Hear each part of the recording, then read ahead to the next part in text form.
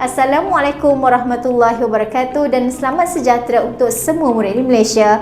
Apa khabar semua pada hari ini? Cikgu harap semua dalam keadaan sihat ya.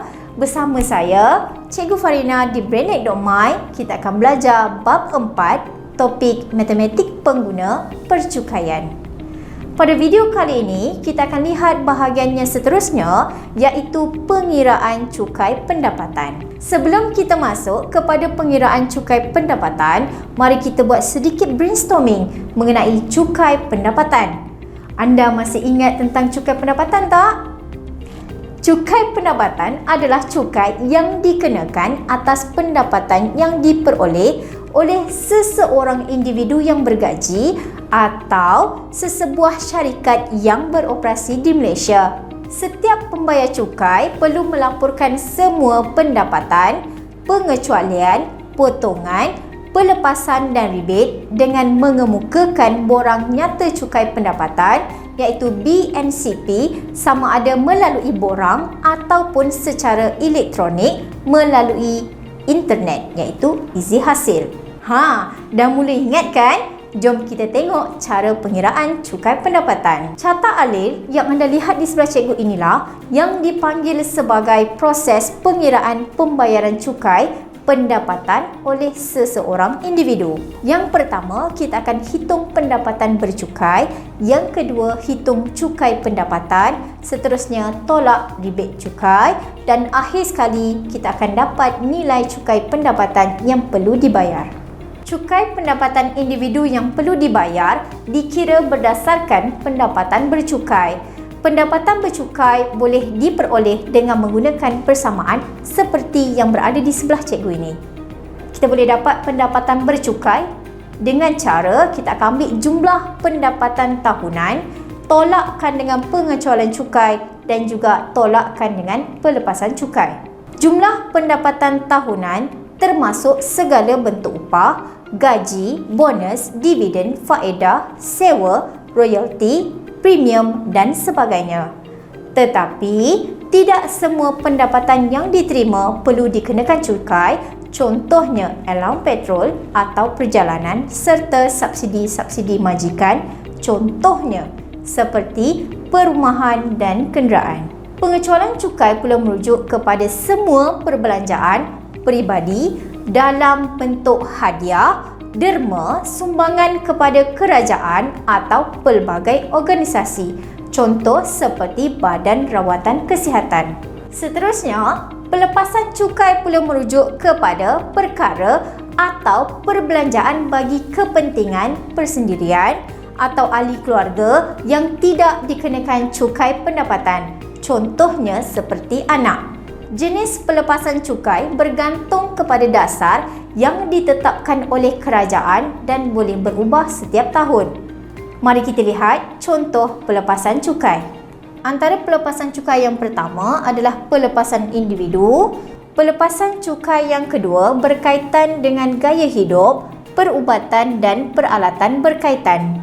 Antaranya adalah perbelanjaan melancong dalam negara bernilai RM1,000, rawatan perubatan keperluan khas dan penjagaan ibu bapa sebanyak RM8,000, peralatan alat sokongan asas sama ada untuk individu, suami, isteri, anak atau ibu bapa OKU sebanyak RM6,000, gaya hidup sebanyak RM2,500 untuk pembelian bahan bacaan, pembelian komputer peribadi, telefon pintar ataupun tablet, bayaran langganan internet, pembelian peralatan sukan dan juga bayaran keahlian gimnasium, tambahan RM2,500 untuk pembelian komputer peribadi, telefon pintar ataupun tablet.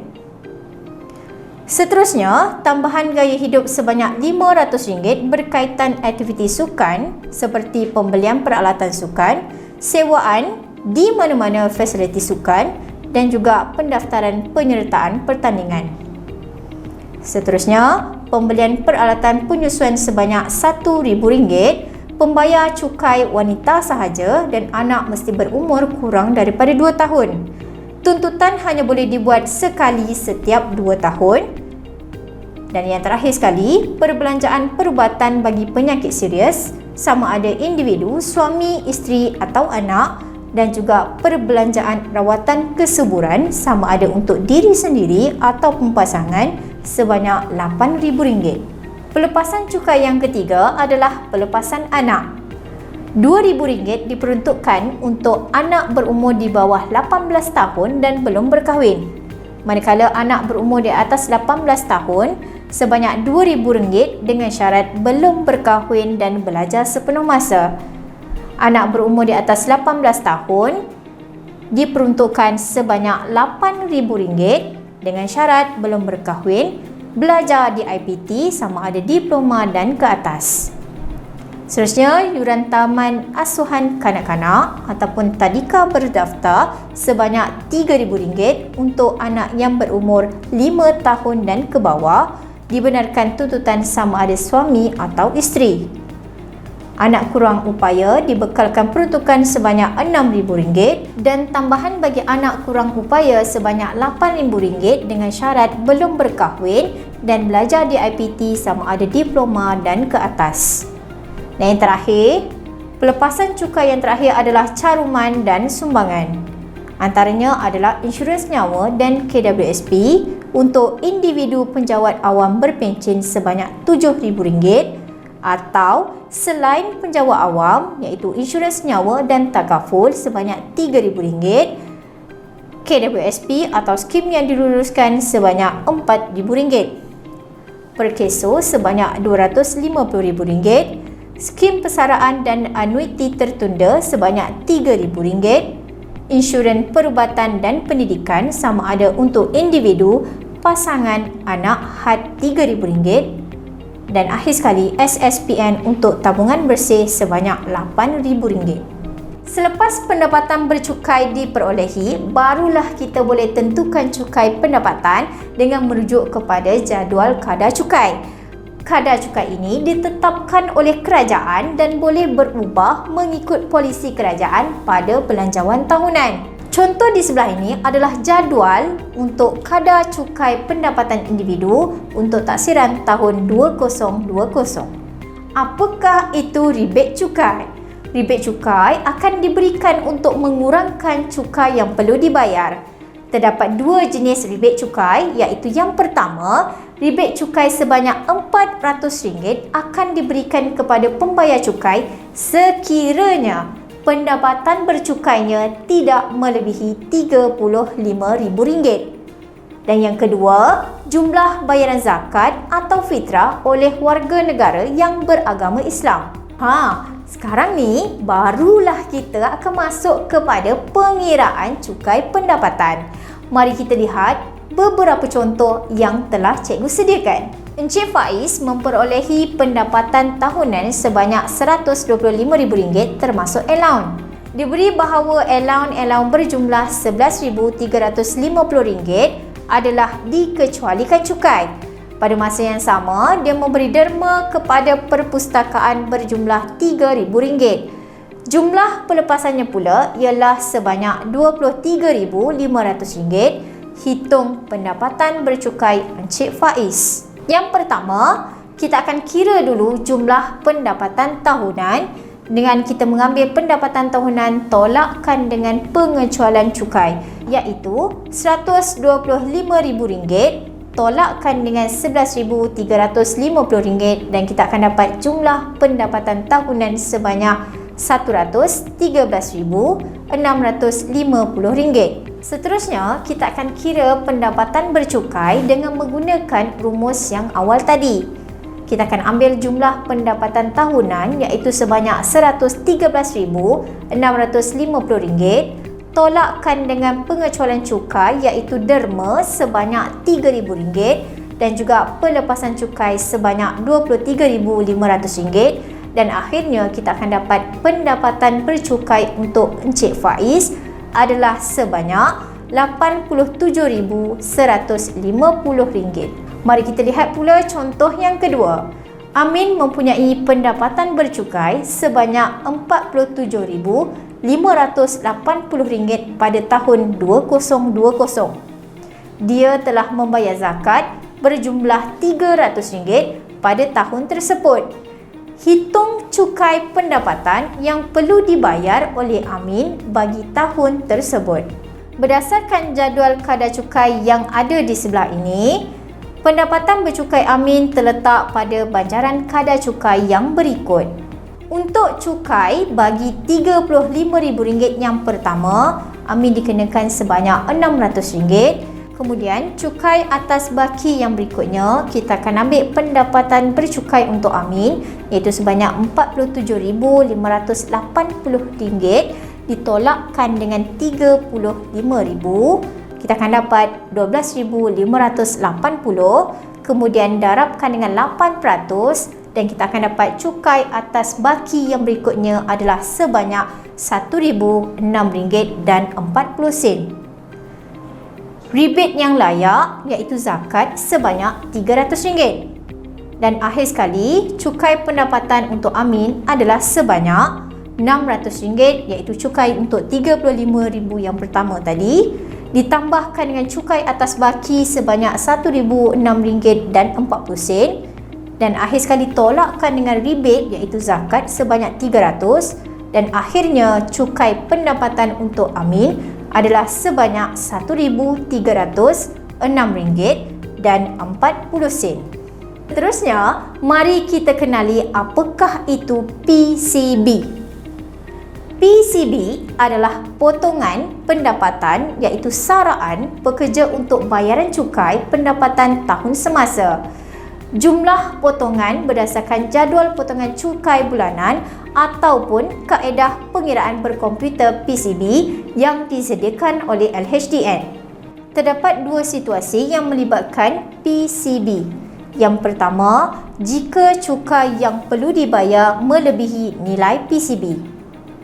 Kita akan ambil nilai cukai, tolakkan dengan PCB dan kita akan dapat bayaran cukai yang tidak mencukupi, maka bayaran ini perlu dijelaskan kepada LHDN. Situasi yang kedua, jika nilai cukai yang perlu dibayar kurang daripada nilai PCB.